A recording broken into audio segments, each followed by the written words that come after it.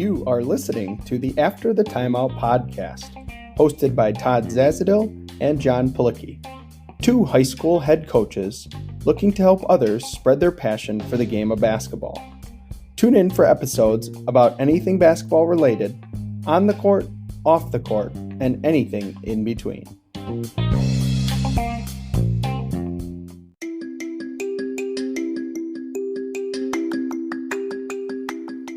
We at the After the Timeout podcast would like to take a full time out to talk about VREPS basketball.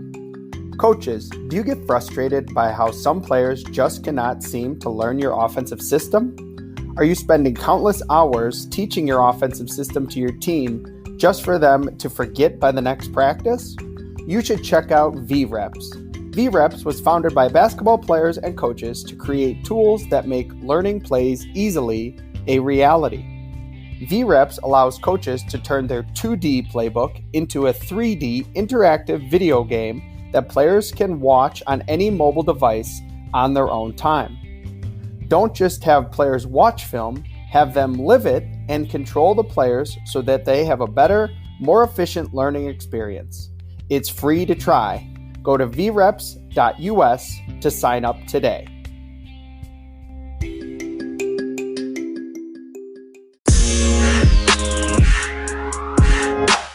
On today's episode, we're joined by Mike Reingruber, head basketball coach at Riverside-Brookfield High School. Coach, how you doing? Thanks for joining us. I'm great, John. Thanks for having us. I'm excited to do this. So, Coach, we wanted to kind of introduce a new segment with you. We're calling it the opening tip. Just kind of a light, fun way to kind of start the podcast, get in the groove here. So, we wanted to talk to you about all your summer camp and experiences with you 5-star, Hoop Mountain, got a list here of Wesleyan, Michigan State, all these things that you've been doing in the summer, Chicago Bulls Academy. But what is a fun or interesting story that came out of one of those experiences in one of those camps? Yeah, it's been a number of years since I have worked those camps consistently. I did that a lot more in my younger days, but I certainly worked a lot of them and had a great time and learned a lot at all of them. But probably the best story I could tell you, and I think it's a good one, is I think it was the summer of 2005, so about 15, 16 years ago now.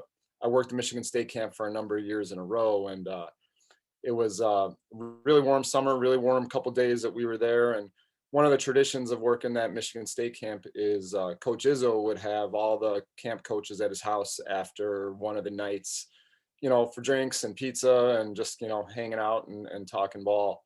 And it was a really hot day, and I remember, and the power went out. And so we're hanging out at Izzo's house in the basement. He's got a nice walkout basement, so it was light and, it was still cool enough.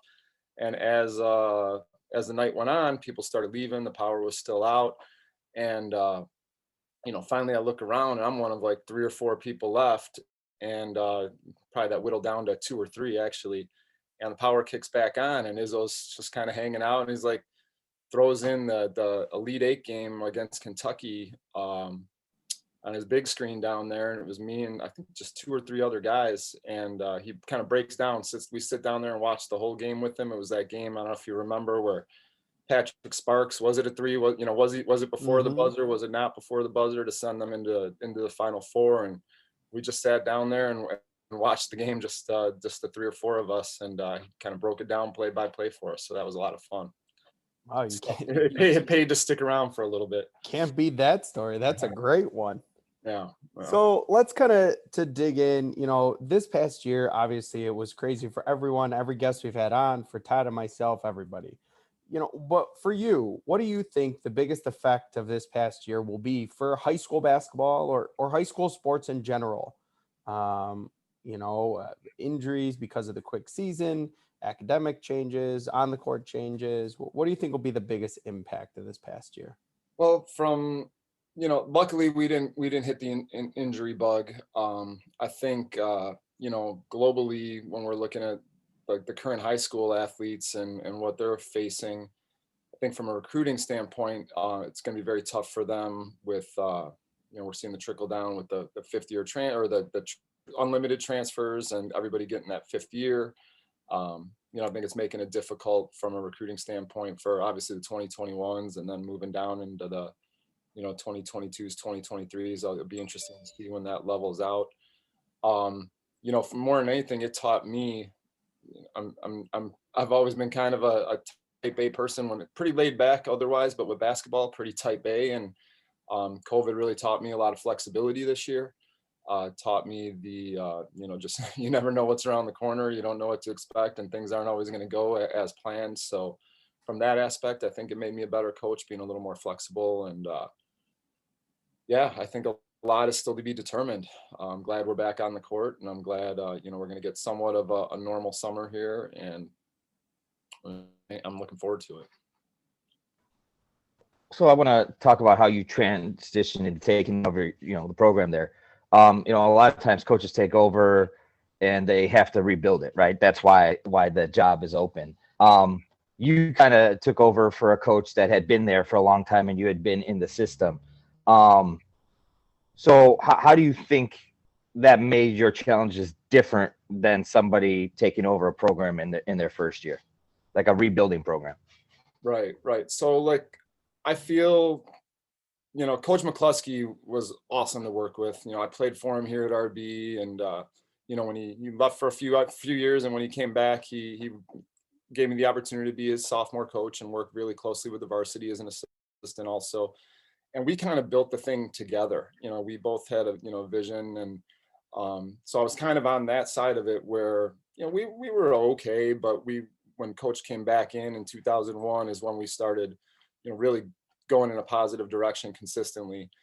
And he gave me a lot of autonomy. He let me be myself. He let me handle a lot of things with the program, as far as a lot of the administrative tasks, a lot of behind the scenes work that he gave me the autonomy to do. And he made me his sophomore coach, as you had mentioned. And for 16 years, I was running practices. I was making my own game decisions. I was sitting on the varsity bench, being that opinion giver, or suggestion giver. And so I saw it was the best of both worlds, and it really allowed me to grow and develop as a coach. And I really owe Coach McCluskey a lot for that. And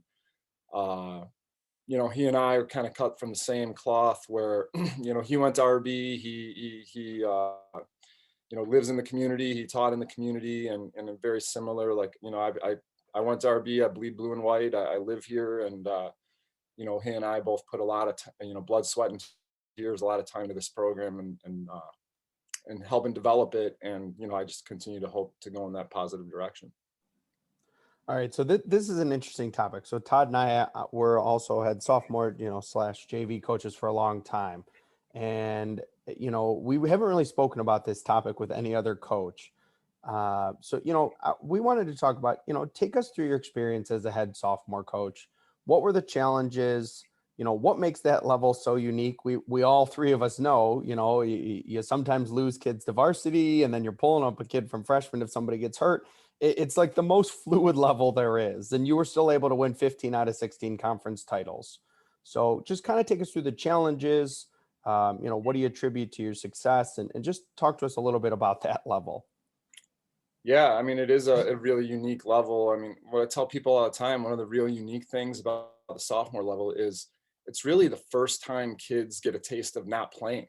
You have kids playing through feeder programs and their school teams. They're usually, a starter or one of the rotation guys on their school team. And, how we do it on our freshman level, it's A and B. If you don't play in the A game, you're going to get minutes in the B game. And then once you get to the sophomore level, that stops. I mean, I have a pretty set 7-8 man rotation. If we have, 14, 15 guys on the team, there's seven dudes that weren't, that aren't used to not playing. And so that's a challenge. And you really have to, coach up the team, the teammanship, I guess you would say, just being a great teammate. And, I think that's one of the big challenges. We're fortunate here at RB. We've got great facilities, great space. So from that aspect, I guess I did transition the first few years of being a sophomore coach.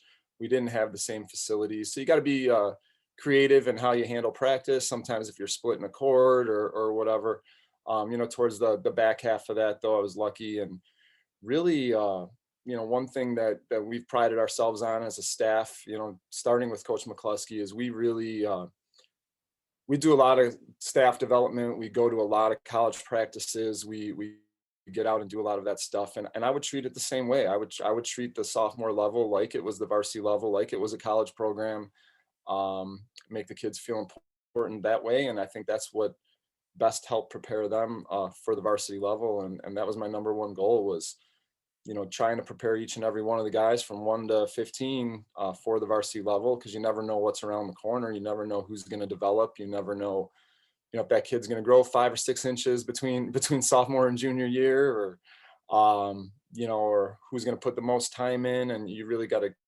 figure those things out as a sophomore coach and help develop all of them, because you don't know what's next for all of them. So, I think the competitive aspect and really pushing the competitive side of practice, and, making every drill, everything we do, there's a winner and a loser. And I think that really helps prepare them for the next level. So kind of to piggyback on that, then you spent so much time as a sophomore and an assistant. How did that help you shape what you look for in an assistant, and develop those ideas of when you're hiring assistants, what you want to see, when the characteristics you want to see in them?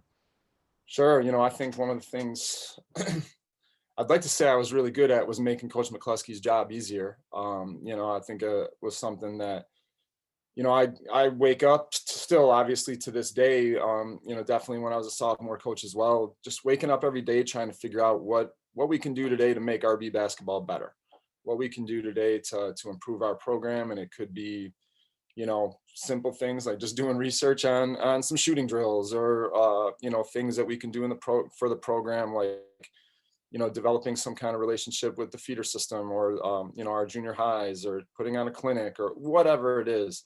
I think those are things I want guys that are basketball guys, that are, want to make RB basketball better.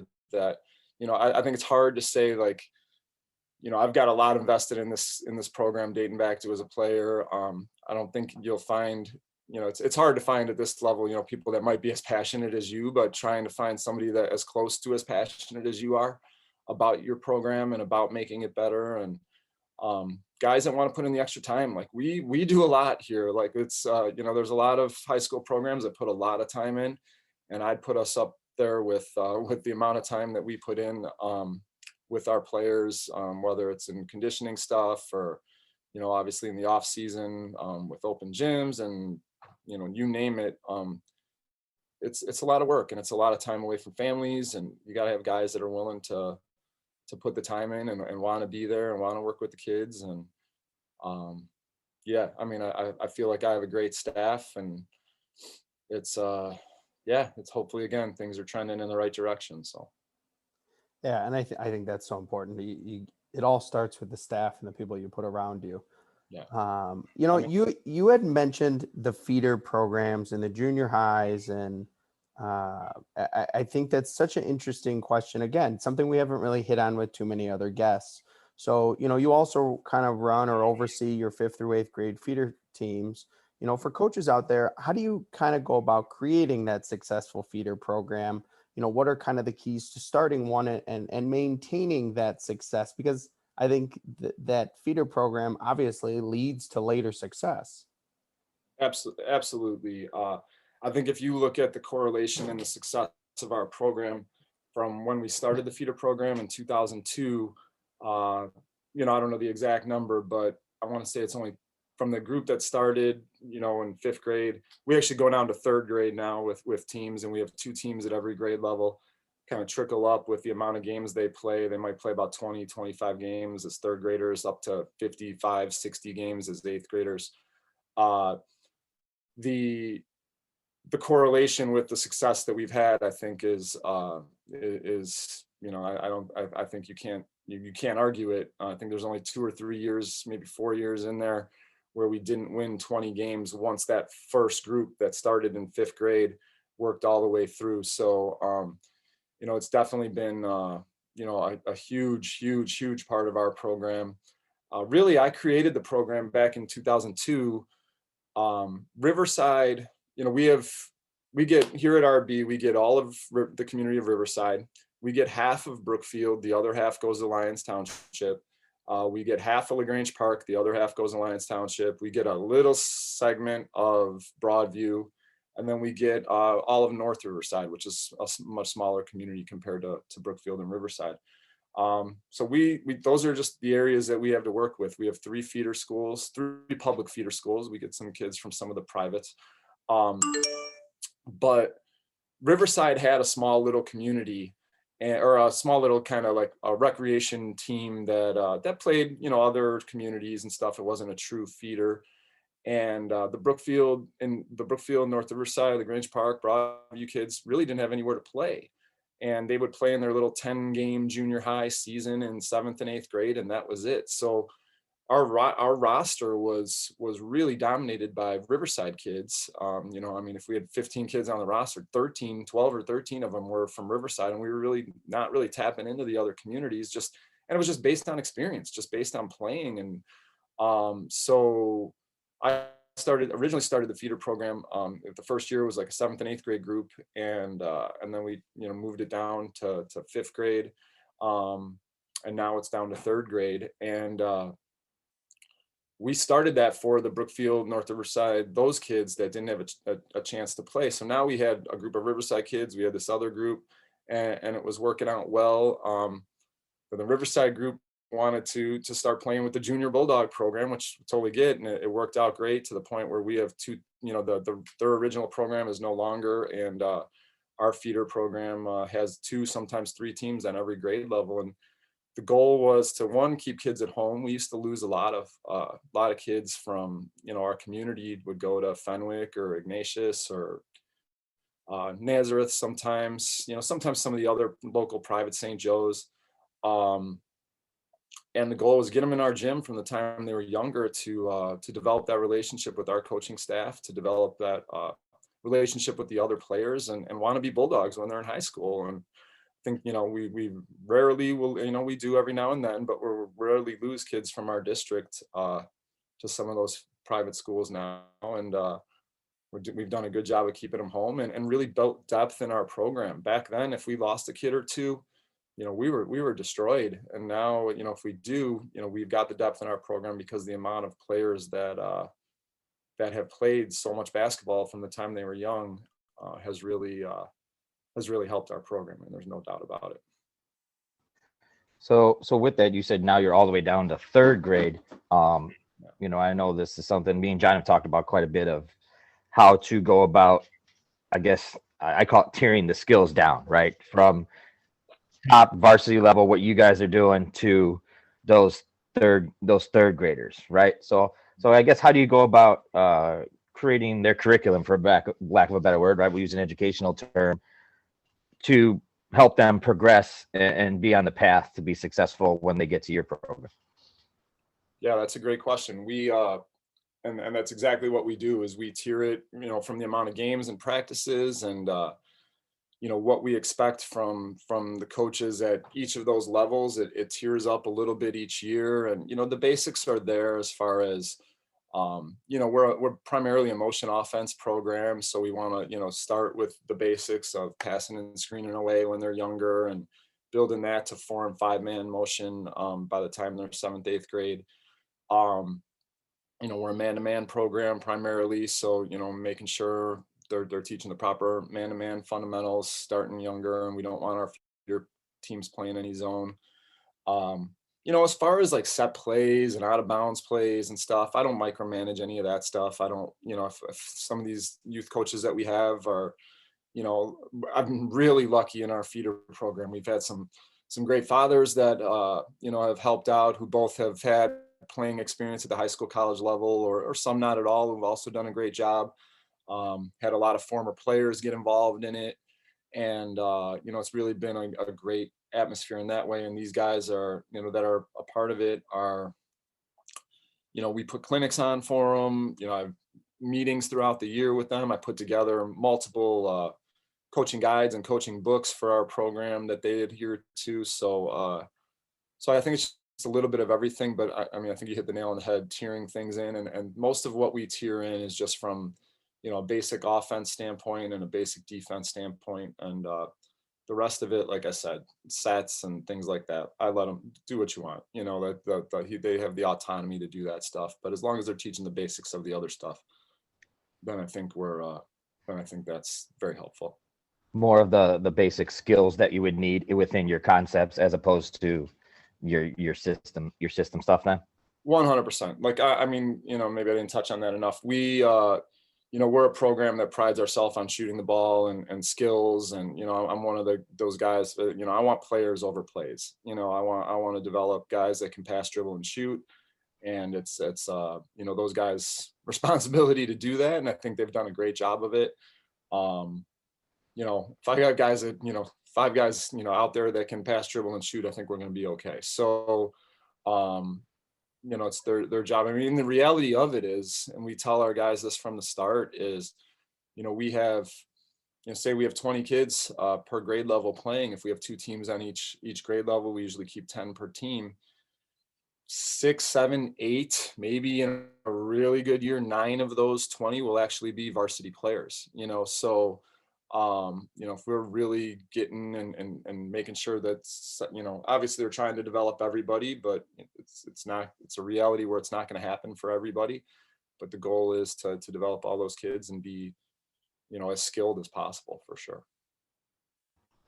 All right, so now I want to move into your summer shootout here. You got the awesome news. What was it, beginning, maybe end of May, that you could hold it. It's an awesome event. I kind of want you to take us through when you like first started it. How'd you get it going, and then what it takes to put together an NCAA certified event? Because I'm sure a lot of people have no idea the amount of different criteria you have to meet in order to get through that and make that go. Yeah. If you guys want to help out at all, I can use all the help I can get right now. Hosting the NC Live event, it's a great opportunity for our program. And again, we've really, taken a program that, was there and very average, but I think the summer shootout, obviously has helped giving our program a little more prestige and put ourselves out there a little bit more, and our school out there since we started it. I believe this will be the 19th year. Would have been year 20, I believe, but obviously last year got shut down.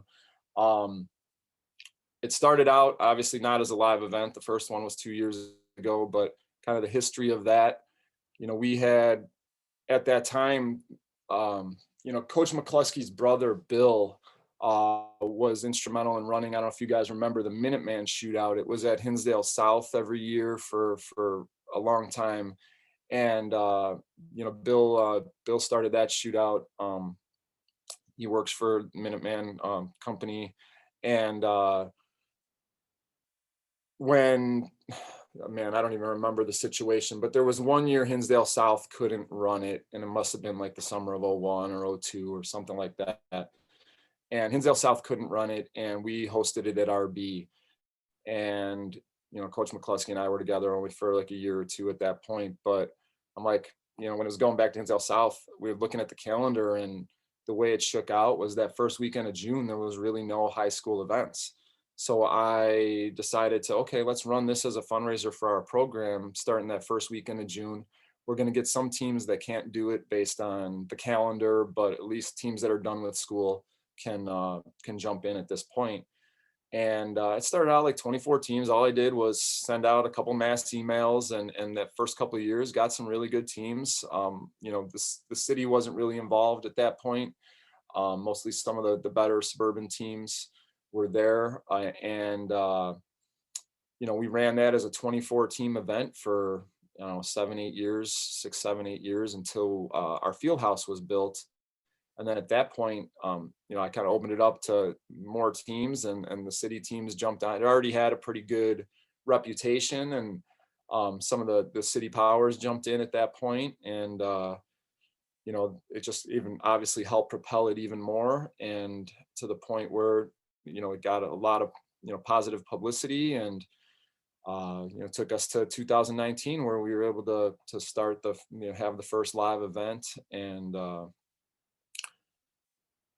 yeah, I mean, the amount of work that goes into it behind the scenes is, I've got a great staff that helps me out with a lot of it. A lot of it is, I bear the brunt of a lot of the work, but thankfully with the application process, honestly, isn't that difficult as it would be to run like an AAU sanctioned event, which, the IBCA is very helpful with that.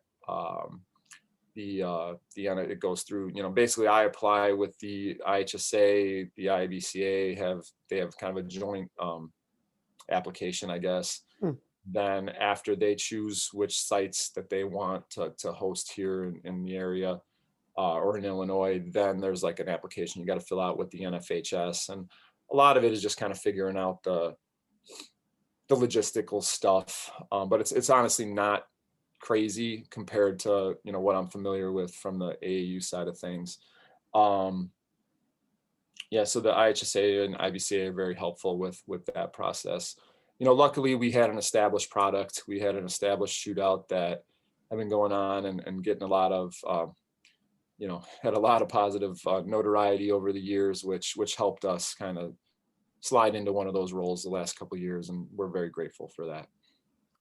So I think to follow up on that, when you talk to college coaches, what's a major or a common theme or skills that they're looking for in players? They may say like, hey, coach, I'm looking for this, or I'm looking for this from the player. What's common things the college coaches are looking for besides talent, those extra intangibles?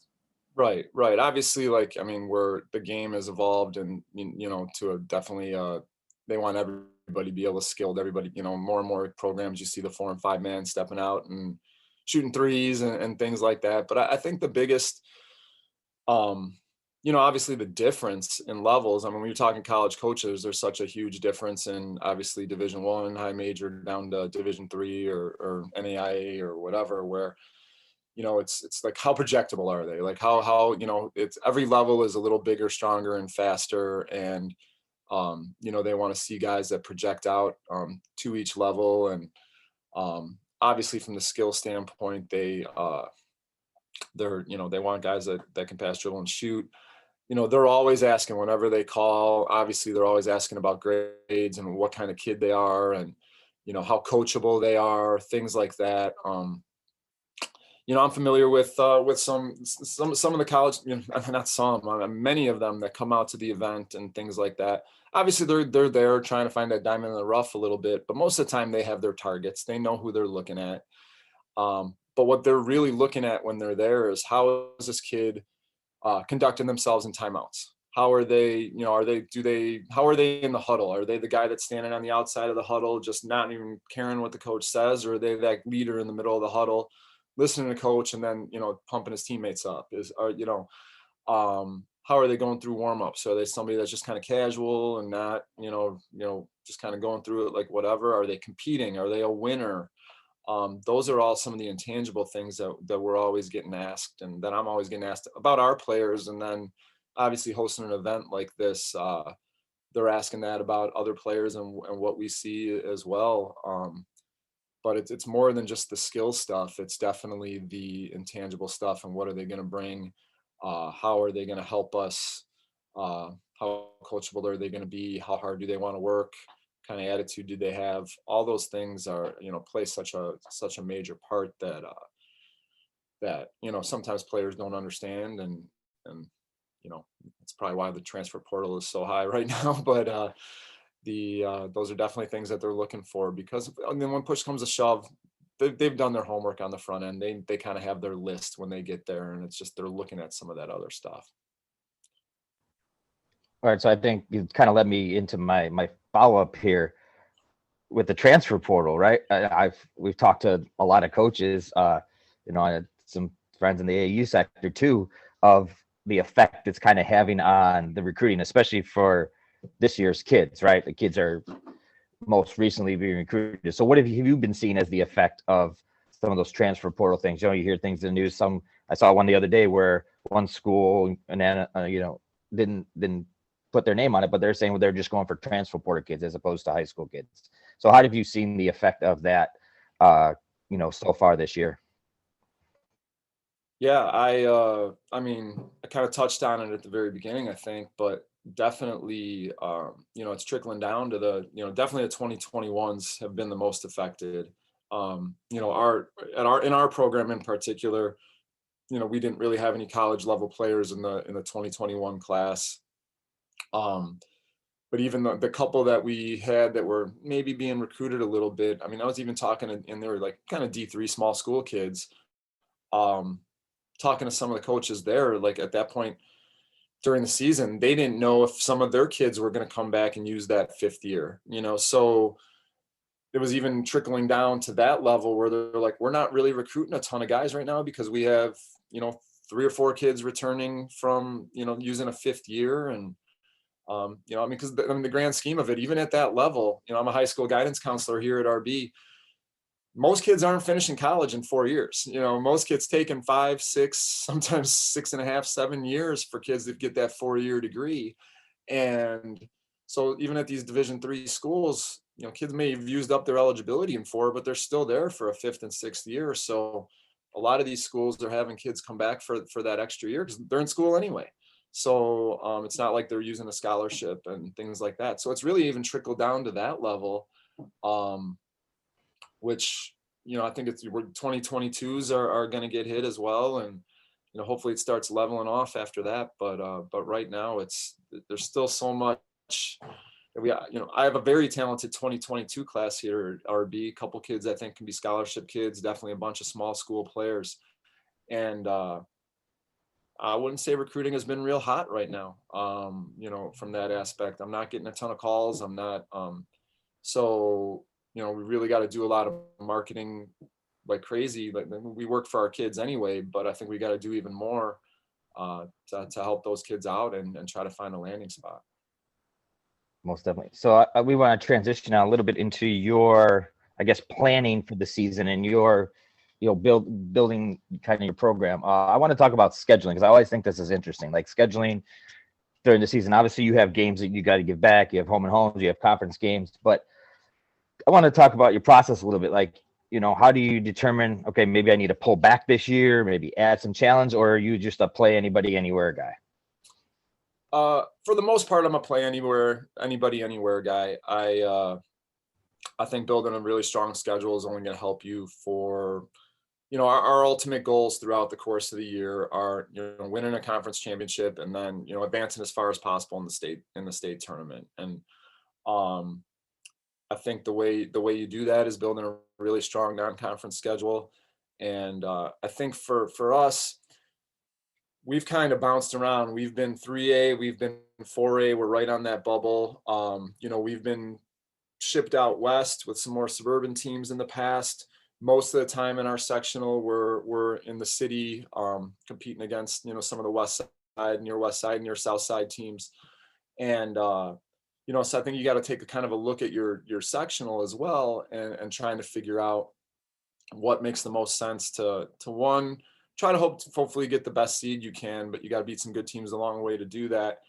And then 2, what kind of teams are you going to have to play to win a regional, to win a sectional, and help and prepare your team for that. I think we're in a great spot here at RB where we are kind of centrally located, and we have the ability to play all sorts of teams, all styles.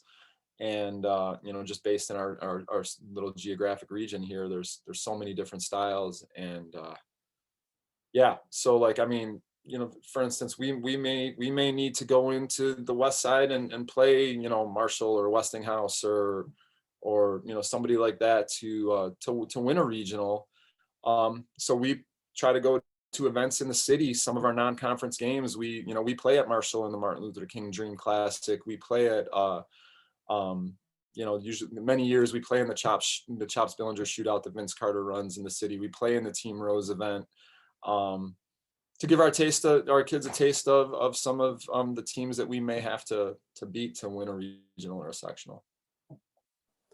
Well, and I think just for a second, I wanted to hit on you may have the most unique conference in the state of Illinois. There's public schools in it, there's private schools in it, there's Yeah. Catholic schools, there's Christian schools. What is it? And obviously there's an abundance of schools, period, in it. Kind of take us through, just your conference alone and just playing all these different unique schools. Yeah, I mean, our conference is unique to say the least. We're where we're at. It's evolved from when I first started coaching. It was 16 public schools in the same league, and it's now like there's kind of a core that have stuck together. And football, the conference has changed because of some football reasons. We're kind of a school that's on an island with 1,600 students surrounded by all the West suburban schools out here that have 2, 3, 4, 5, 1,000 students at it, where we really haven't, found the best fit. I think our conference has improved tremendously over the years from a basketball standpoint. Most recently, I mean, there's some smaller schools, but 2 years ago when we had a full season, both Aurora Christian and Timothy Christian were playing downstate. When COVID hit, they were supposed to be playing in the Final Four. So there's some pretty competitive teams, some teams that have definitely given us a run for our money.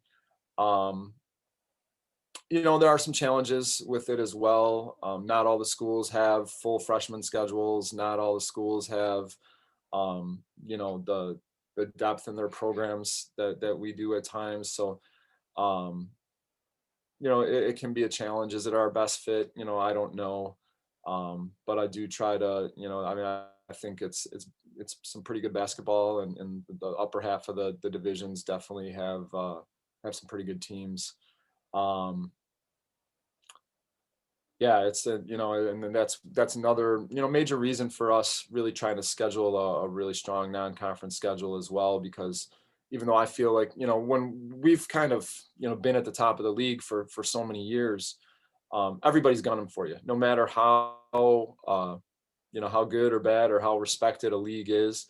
When you're playing, the same teams multiple times, and you're sitting at the top of the mountain, you're going to get everybody's best shot. And, we tell our kids that all the time. And, I think that helps in a lot of ways where, we're always getting everybody's best shot, and everybody's always gunning for us. And, for some of those teams, it's their Super Bowl to beat RB. And we know that, we realize that, we respect that. And, we work like heck to try to not let them get us, so, but I think it's also, another really important reason to schedule a super tough non-con, because I don't think our conference always gets the respect it sometimes deserves. So when we're looking for seeds and, higher seeds and things like that, we do have to knock off some of the other Chicago area teams that might be a little more respected. So I just wanted to go in, to summer just very quickly. How do you plan for your summer practices? What are you really looking to get out of them? How different is it from the season? Just kind of take us through how you plan for those summer days. Yeah, I think everybody's kind of got their own philosophies, their own ways of approaching those for sure. We're really big into the skill development side. I want kids getting, hundreds and hundreds of shots up a day. We're going to do some team stuff. We're going to work on some of that stuff. We're going to lift.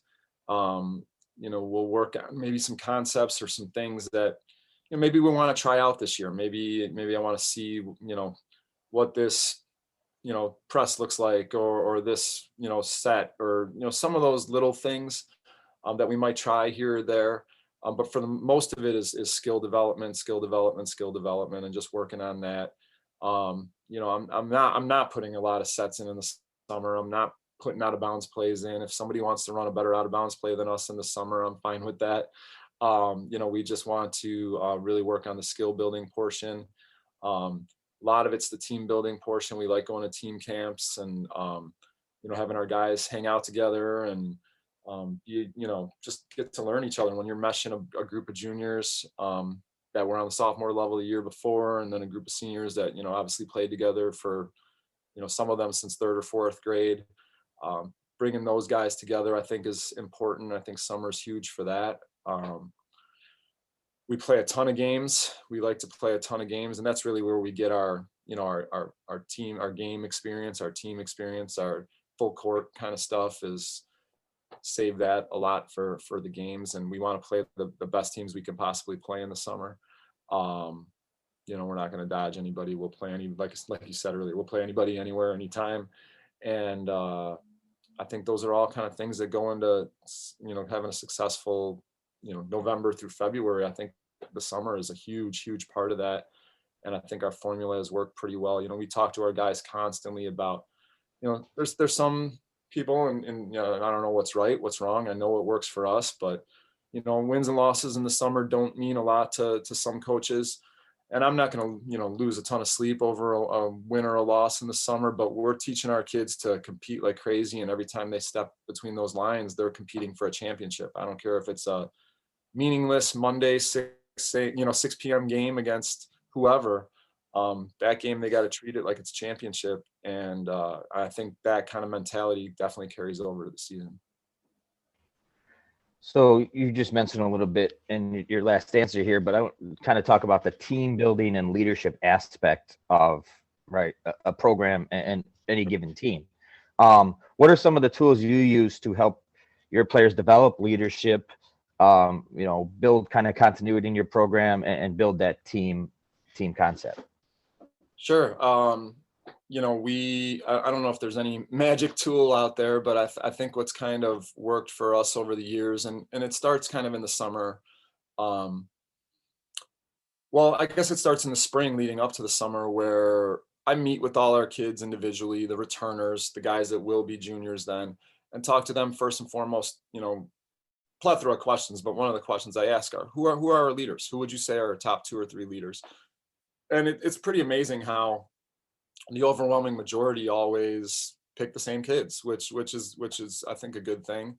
And then there's some outliers, but when we get into then the summer games and things like that, I mean, I'm coaching them, I'm working with them, but it's a little different mindset, a little different where we get into a huddle, we get into halftime, something.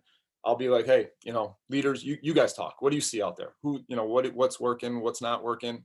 And I'll have the kids run the huddle. The kids run the halftime speech, and then I'll chime in afterwards. But I want them, to start talking to each other. There's games where we don't coach at all, where we'll sit back and let the kids handle it. And I don't think they should be looking at the bench every single time down the floor. I mean, we played, 5-6 years ago now, we played in a sectional championship at Morton, and luckily we won the game, and you couldn't hear anything in that gym. If we were a team that the players had to come down and look at the bench every single time down to hear what coach was saying, like, there's no way we would have won. So I feel it's important that they, adjust on the fly. If a team throws a press at them, I don't want them looking at me in the summer and say, what should we run? I want them figuring it out. So I think that helps a lot with the leadership aspect of it. One thing that we do in the fall every year, that I actually picked this up from Tom Livatino at Loyola, and we call it accountability groups. I can't remember if that's what he called it or not, but depending on the amount of players that aren't in a fall sport, we'll have 5 or 6 teams of 5 guys or so, 4 or 5 guys, and I'll have the quote unquote leaders draft teams, basically, and it's all the way down to freshman level guys that are working out with us, and they'll draft teams, and they will we hold them accountable, the accountability groups, for all sorts of stuff, and we go over it weekly, and it has to do with basketball stuff, classroom stuff, discipline, anything that you can imagine that goes into a program, open gym wins and losses, weight room attendance, all the kind of stuff. Players get positive, negative points throughout the fall. We update it once a week. We go through it with the guys, and then I step back and I let the leaders, they're the ones that are working with their team to make sure if somebody's not holding their weight, they're getting on those guys. They're doing those things. Kind of really helps build the culture of what's expected. And, over the years, I started that 4 years ago, and it's been really, really good. We give up awards for all sorts of stuff at the end of that. And the winning team gets, like, we take them out to dinner before an open gym one night, and, they really get into it, and they compete with each other. There's a lot of trash talking, and the draft is always a lot of fun. So yeah, I think those are some things that have helped develop some leadership in our program. And then, the older guys, the younger guys see what's going on with that, and then, hopefully just carry the torch. All right. So as we get into our final two segments here, our one segment we call 30-second timeout. Todd and I like to joke. It's not like our timeouts around here where there's a referee and your timeout 10 seconds in telling you first horn, let's go. So it's a loose 30 seconds. It's your platform to talk about anything you want, talk about your program, something you're passionate about, a hobby, an outside organization or charity, a story from the season, anything unique you have in your mind, anything you want to talk about. The floor is yours for 30 seconds. 30 seconds. Well, I guess if we're talking from the summer shootout standpoint, you asked kind of when, one of the questions you had asked was when, what was a unique moment? And I really say, like, running this shootout for as many years as we did, kind of hit a point in, I don't know what it was, 2010, 11, 12, whatever year it was. Jabari Parker was on the cover of Sports Illustrated, like a week or two before the shootout. And, buzz got around the town that Jabari was playing in the shootout that weekend. And I think every little kid and their dad in Riverside and Brookfield flooded our East Gym for one of the games. And that's when I really kind of felt like, all right, this thing's kind of a big deal. This thing's kind of a big deal. And, thankfully we've got the great teams and programs that bring their guys. And that was really a moment right after he was on the cover of Sports Illustrated that I felt like we were onto something here. This is something that's pretty good. All right, so our last segment is called Quick Hitters, just kind of rapid fire questions. Could be basketball, could be whatever. And we'll just kind of throw them at you, and you can answer however you want. All right, so my first one, since your proximity, is your favorite zoo animal. This is my favorite question, right, I think. Since you're like right in the zoo, essentially, with your school. Yeah, I saw those questions, and I was like, is this because we're by the zoo, or is this something they ask everybody? So, I got to go with like two exhibits more than animals, okay, if that's okay. Like when we go, I have a 7-year-old son, and we take him to the zoo often, and I love the dolphin show. I love getting in there and seeing the dolphin show at the zoo. I think that's a lot of fun. And then any of the tropic worlds where you see like the gorillas and monkeys and apes, and they're always doing something funny for the spectators. It's like they know they're being watched, and they sometimes put on a show. So I would say those two exhibits are my favorite. All right, so let's go into, every shootout, obviously, and you mentioned Jabari Parker. Every shootout has a good talent every year. Was there one year that just stuck out above and beyond where you looked around and you're like, man, there's a lot of talent here? Yeah, obviously the Jabari Parker year was, it was obviously a talented shootout, but just from the pure spectator standpoint, it was really cool to see. And just at that point, it was really cool to see all the kids in the community, the kids that we know, like basketball is, they're interested in this. That, if they're taking this in now, these kids are going to go home and hopefully work and aspire to be, like him one day. But I would say the 2 years ago in the first live event was, putting that on was way different, obviously, than running the normal first weekend of June shootout. There was a lot more that went into it, a lot more talented teams that we were able to accommodate based on the format.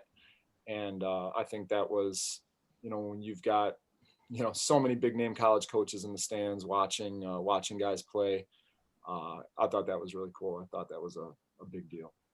All right, next one. You talked about this a little bit earlier. Your favorite competitive drill? Man, I've got so many of them. We're a program that I don't do a lot of the same stuff daily. Like I mix it up constantly. And so that's, we chart wins and losses for everything. So I would say probably one that I do a lot, teaching full court stuff. We do just like a full court, make it, take it drill. When we're playing, we start in the half court, run whatever action we want to run. And then we're playing full court until somebody scores. And then whatever team scores, it could be 2 or 3 team drill. And then whatever team scores, they start on defense. A lot of teams do it, make it, take it. You start on offense. We like to start it on defense. And then that's where we'll throw in, the other team's act. Like if we're prepping for another team, sometimes you get in the rut of, okay, we're running this action over and over again. And, it's not really your kids running it. So it doesn't get super competitive if you're doing the scout team stuff. So we incorporated this to run other teams' actions and still keep it really competitive. And then our guys are running those actions as well. So they're, they're used to play. So, for a variety of reasons, I really like that drill. And, we do just a million different, I could do a whole podcast on all the different competitive shooting drills that we do, and how we handle that portion of it. So, between that one full court drill I just mentioned, and then just I just think making shooting competitive in practice is super important. All right, let's go to your escape from basketball, either an activity or a vacation spot or something you do to escape from the game. My wife and I were lucky enough to buy a cabin on a lake about 3 years ago, up in the Michigan's UP, up in the Upper Peninsula, middle of nowhere on this lake.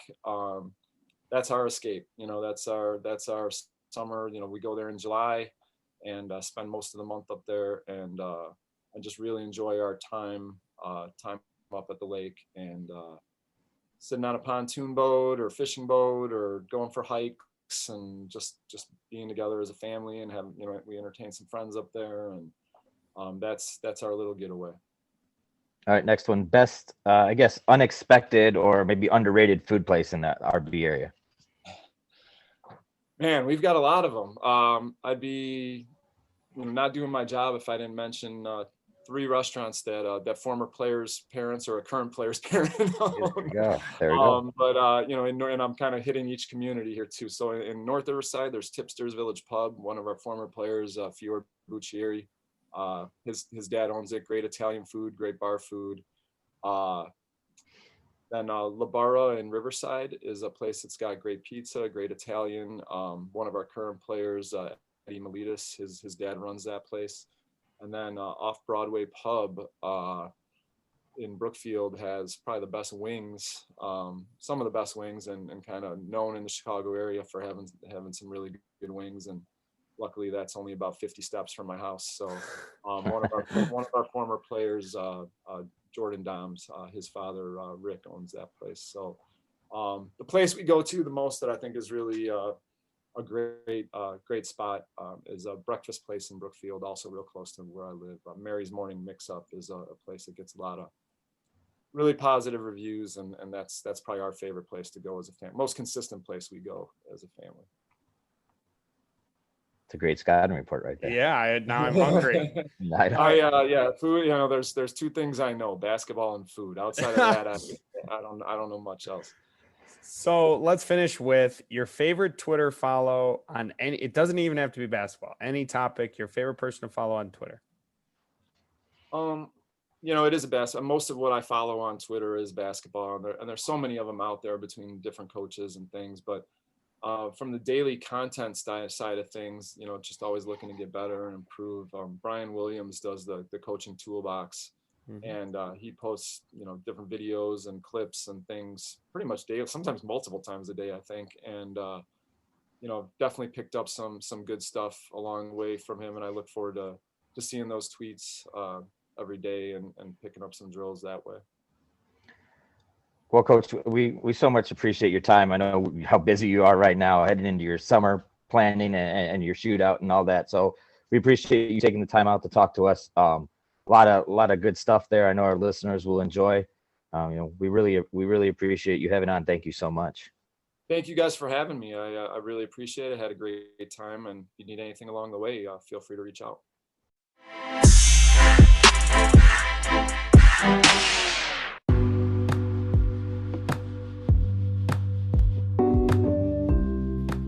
Thank you for listening to another episode of the After the Timeout podcast, hosted by Todd Zazadil and Jon Palicki. For more show content and upcoming episodes, follow us on Twitter at After the Timeout, or subscribe to our podcast for upcoming episodes. For show inquiries, you can email us at afterthetimeout@gmail.com. You can find all of our previous episodes on Anchor, Spotify, Breaker, Radio Public, Pocket Cast, Google Podcast, and Apple Podcast by searching After the Timeout. We appreciate you listening. Tune in next time for more basketball content on the court, off the court, and anything in between.